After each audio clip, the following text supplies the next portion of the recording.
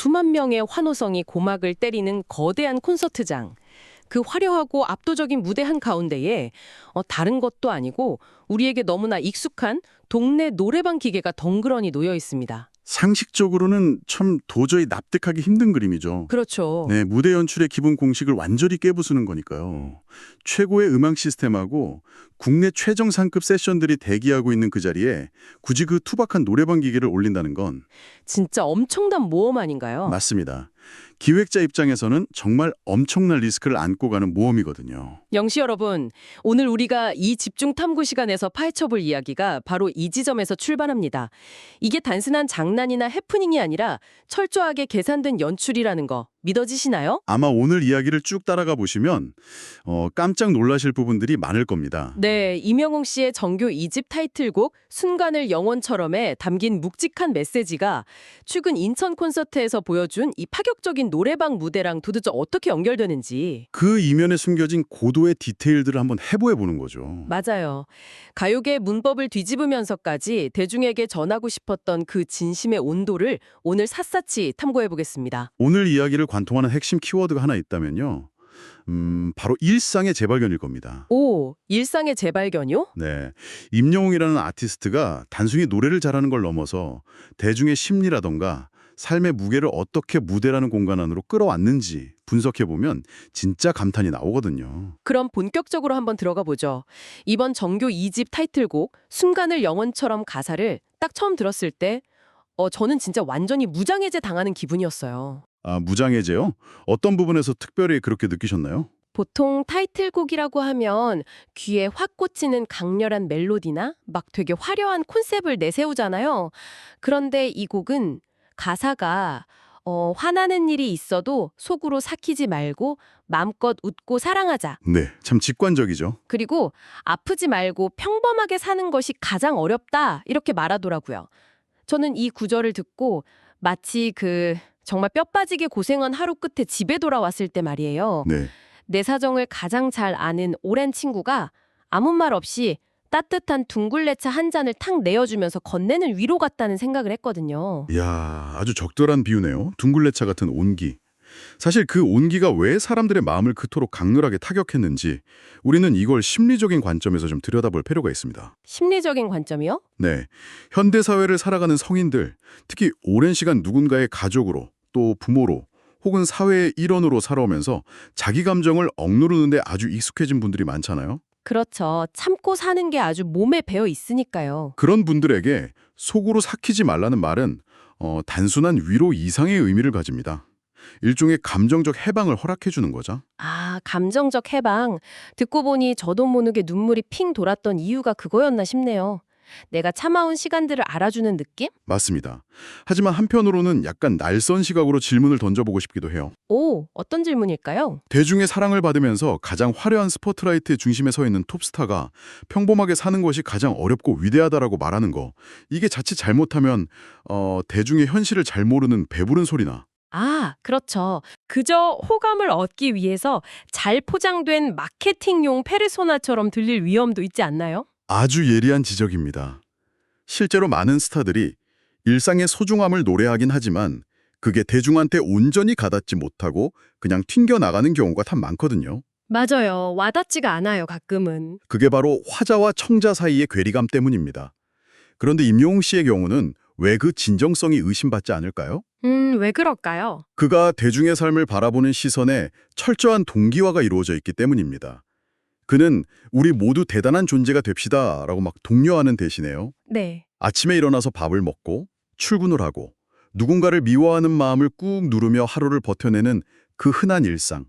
그게 사실은 기적처럼 힘든 일이라는 걸 정확히 언어로 짚어내거든요. 아, 그러니까 단순히 위로해 줄게가 아니라 네, 당신의 그 평범한 하루가 얼마나 지키기 힘든 전쟁 같은 건지 내가 안다 이런 거군요. 바로 그겁니다. 삶의 유한함을 이야기하면서 삶은 생각보다 짧다고 담담하게 말할 때 관객들은 느끼는 거죠. 아, 저 사람이 무대 위에서 우리를 내려다보는 게 아니구나. 같은 눈높이에서 나란히 걷고 있구나. 네, 정확합니다. 와, 영시 여러분도 아마 이 지점에서 무릎을 탁 치셨을 것 같아요. 평생 가족들을 위해서 내 감정은 뒷전으로 미루고 소가리를 해오신 분들이라면 저 삭히지 말라는 한마디가 참 내 지난 삶을 전부 인정해주는 훈장처럼 느껴지셨을 테니까요. 정말 큰 위로가 되었겠죠. 자, 그런데 여기서 제 호기심을 정말 강력하게 자극하는 사건이 등장합니다. 임영웅 씨는 이 가사 속의 철학을 그저 예쁜 노랫말로만 남겨두지 않았잖아요. 물리적인 현실 공간, 그것도 수만 명이 모인 스타디움 한가운데에 그대로 구현해낸 엄청난 사건이 있었죠. 맞아요. 바로 앞서 오프닝에서 말씀드린 인천 콘서트의 노래방 무대요. 네, 한국 공연 역사상 참 보기 드문 파격이었습니다. 전문가님, 저는 이 부분에서 진짜 기술적이고 현실적인 의문이 듭니다. 감동적인 기획이라는 건 알겠어요. 하지만 순수하게 음향공학이나 공연 기획의 측면에서 한번 보죠. 네, 한번 파고들어 보죠. 그 거대한 스타디움 콘서트는 스피커 각도 하나, 마이크 수음 하나까지 수억 원의 비용을 들여서 엄청 치밀하게 세팅하잖아요. 그렇죠. 국내 최고 수준의 하드웨어가 총동원되니까요. 그런데 그 엄청난 하이엔드 사운드 시스템에다가 동네 노래방 기계에 그 되게 납작하고 기계적인 미디 음원을 물린다. 이거 음향 감독님들이나 기획팀 입장에서는 진짜 뒷목 잡고 쓰러질 만큼 무모하고 비효율적인 짓 아닌가요? 하하, 맞습니다. 엄청난 스트레스였을 겁니다. 그런데 대체 왜 이런 위험한 도전을 한 걸까? 그 모순이 바로 이 기획의 천재적인 부분입니다. 천재적인 부분이요? 그 투박한 소리가요? 네, 말씀하신 대로 스타디움은 음향적으로 매우 다루기 힘든 공간입니다. 잔향도 엄청 심하고 소리가 사방으로 흩어지죠. 메아리처럼 우웅우웅 거리잖아요. 게다가 무대하고 객석 맨 뒷자리 사이의 물리적 거리가 100m가 훌쩍 넘습니다. 아무리 큰 전광판을 띄워놔도 관객은 아티스트를 아주 멀리 있는 구경거리로 인식하기가 쉬워요. 아, 내가 그냥 관람객이 되는 기분. 그렇죠. 뇌가 이 거대한 공간을 비일상적인 거대한 이벤트 현장으로 뼛속까지 인식하고 있는 겁니다. 맞아요. 콘서트장에 가면 내가 뭔가 압도당하는 느낌? 현실하고 완전히 동떨어진 꿈결 같은 느낌을 받게 되잖아요. 그런데 그 거대한 일루전, 그러니까 환상을 기획자 스스로 확 깨버린 겁니다. 환상을 깬다고요? 네. 커다란 스크린에 우리 눈에 너무나 익숙한 그 촌스러운 노래방 자막 폰트가 흐르고요. 최고급 세션의 그 웅장한 연주 대신에 묘하게 가볍고 쨍한 노래방 반주가 스타디움 스피커를 타고 흘러나옵니다. 아, 진짜 그 장면 상상만 해도 너무 이질적인데 그래서 더 뇌리에 박히네요. 이 시각적, 청각적 자극이 관객들의 뇌에 어떤 스위치를 켤까요? 잠깐만요.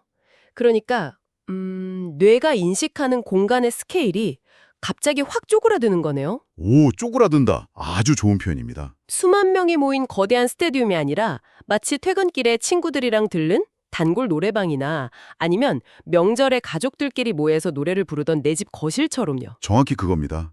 공간의 물리적 크기를 음향과 시각적 익숙함으로 단숨에 압축시켜버린 심리적 텔레포트입니다. 심리적 텔레포트. 와, 소름 돋아요. 그 노래방 반주에 맞춰서 임영웅 씨가 들국화에 그것만이 내 세상을 부릅니다. 이 순간 수만 명의 관객은 수동적인 구경꾼에서 지위가 확 바뀝니다. 어떻게 바뀌는데요? 나를 위해 노래를 불러주는 임영웅이라는 청년과 같은 방에 있는 친밀한 동행자로요.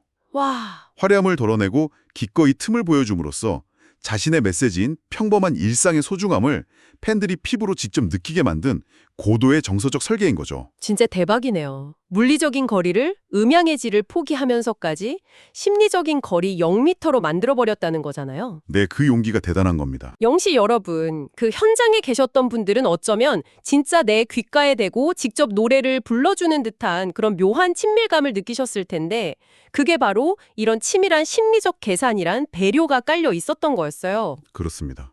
자, 그런데요, 전문가님. 여기서 또 다른 장벽에 부딪히는 것 같아요. 어떤 장벽이죠? 아이디어나 기획이 아무리 천재적이어도 결국 무대 위에서 그걸 소화해내는 건 전적으로 가수의 몫이잖아요. 아, 가장 핵심적인 지점을 짚으셨네요. 맞습니다. 기획은 거들 뿐이죠. 결국 이 마법을 완성하는 건 가수의 절대적인 기량입니다. 저는 이 무대를 보면서 약간 이런 상상을 했어요. 이게 마치 올림픽 체조 선수가 자신을 위해 완벽하게 편곡된 오케스트라 음악 대신에 아무런 감정도 없이 그저 똑딱거리는 메트로놈 소리에 맞춰서 무대 연기를 쫙 펼치는 것 같다고요. 오, 메트로놈 비유 아주 훌륭한데요. 왜냐하면 노래방 기계라는 건 가수가 감정을 잡든 말든 숨이 차든 말든 자기 속도대로 자비 없이 그냥 흘러가 버리잖아요. 네, 음악 전문가의 시선으로 이 무대를 분석해 보면요. 임영웅 씨가 얼마나 무서운 보컬리스트인지 제대로 알 수 있습니다. 무서운 보컬리스트요? 네, 보통 라이브 콘서트에서 밴드 세션이 존재하는 가장 큰 이유 중 하나가 바로 호흡입니다. 가수가 특정 구간에서 감정에 복받쳐서 음을 조금 길게 끌거나 박자를 살짝 미루면요. 네네. 드럼과 베이스가 그걸 딱 보고 찰나의 순간 박자를 늦춰주면서 기다려줍니다. 서로 유기적으로 살아 숨쉬는 음악을 만드는 거죠. 아, 그러니까 밴드가 가수의 컨디션이나 감정선에 맞춰서 일종의 안전망 역할을 든든하게 해주는 거군요. 정확합니다. 아주 훌륭한 쿠션이 되어주죠. 반면에 노래방 반주, 즉 미디 음원은 그런 배려가 일절 없습니다. 아, 기계니까요. 0.1초의 오차도 없이 그냥 입력된 기계적인 박자로 밀고 나갑니다. 만약 가수의 피치, 그러니까 음정이 조금이라도 흔들리거나 박자가 밀리면 이 투박하고 직관적인 반주 위에서는 그 실수가 너무나 적나라하게 까발려집니다. 헉, 숨을 곳이 없는 거네요. 그렇죠. 게다가 풍성한 화성학적 편곡으로 가수의 빈틈을 예쁘게 채워주지도 않죠. 와, 그러니까 그 얄미운 기계음 사이를 뚫고 오롯이 자기 목소리 하나만으로 수만 명을 감동시켜야 한다는 거네요. 맞습니다. 라이브 세션의 도움 전혀 없이 그 기계적인 템포 안에서 자유자재로 미세한 강약을 조절하면서 감정을 싣는다는 것. 이건 절대음감에 가까운 음정의 정확도하고 또 강박증적인 리듬감이 완전히 뼈에 새겨져 있지 않으면 불가능한 일입니다. 진짜 듣고 보니 소름이 쫙 돋네요. 그 노래방 만주라는 게 잘못 부르면 진짜 동네 술자리 장기자랑처럼 우스꽝스러워질 수 있는 거잖아요. 아주 위험천만한 무대죠.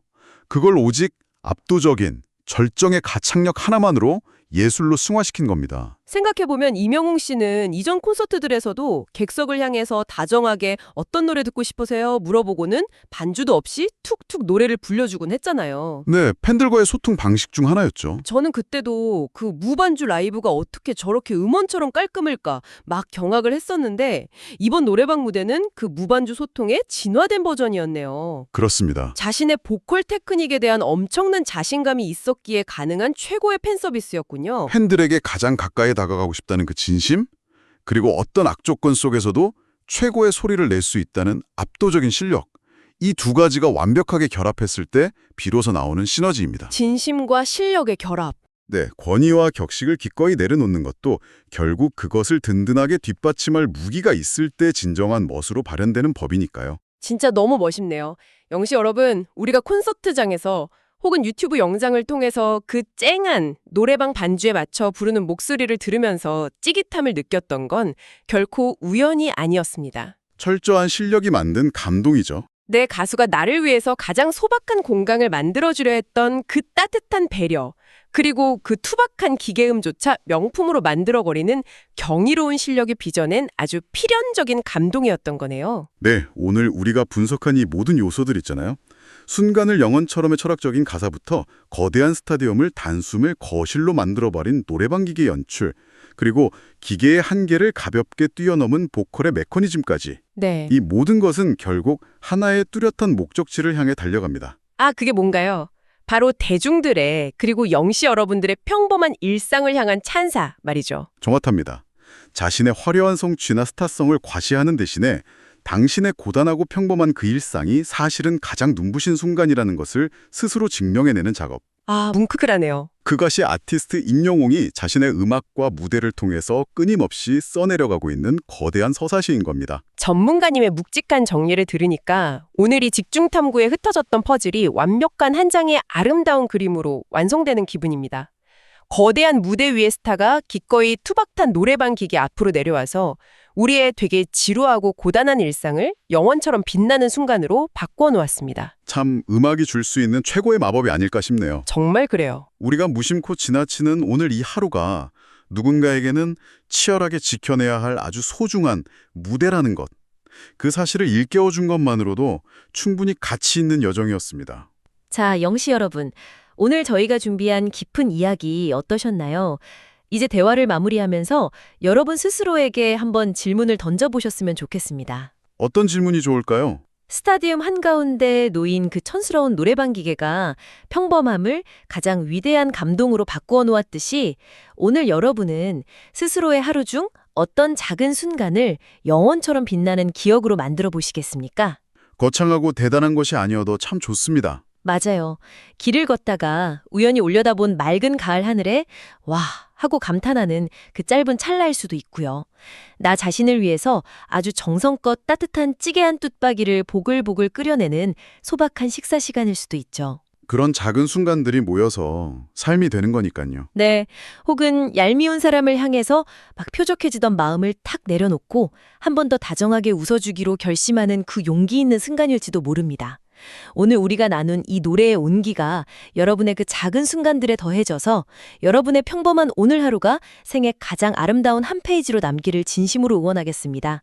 늘 일상 속에서 작지만 확실한 행복을 찾으셨으면 좋겠습니다. 영씨 여러분, 아프지 마시고 오늘 하루도 마음껏 웃으시길 바랍니다. 언제나 건행! 건행.